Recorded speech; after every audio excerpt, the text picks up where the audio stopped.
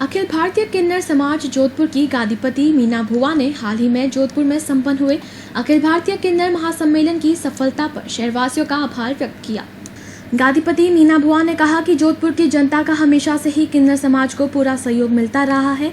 ऐसे में वह शहर और मारवाड़ की जनता की आभारी है।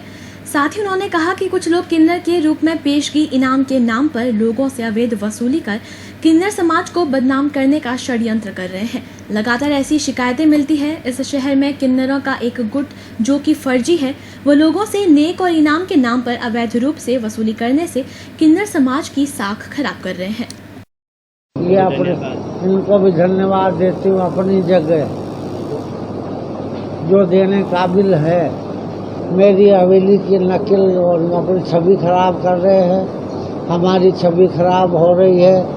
कितने नकली जो समाज से बाहर करे हुए हैं, वो लोग हमारे को बहुत परेशान करते हैं और मेरी हवेली की बदनामी करते हैं। इसमें हमारी बदनामी होती है।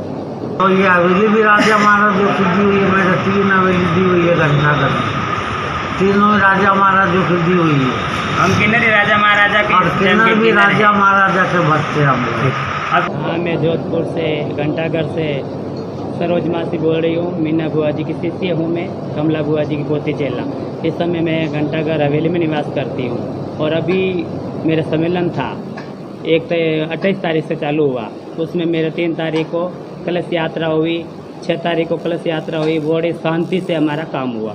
काम होने के बावजूद हमारे पुलिस प्रशासन, हमारी जनता, शहर के पब्लिक सब हमारे साथ थे और बड़ा शांतिपूर्वक काम हुआ। उनकी बहुत आभार है और जनता की भी मेरी बहुत आभार है। मेरी तरफ से बहुत शुभकामनाएं। और आजकल क्या है कि ये इन्हें के लिए बाहर रहने वाले लोग बहुत परेशानी उठा रखी है कि हमारे लोगों का नाम खराब करने, कमला बुआ घंटाघर से इनका नाम मिटाने के लिए लगा है।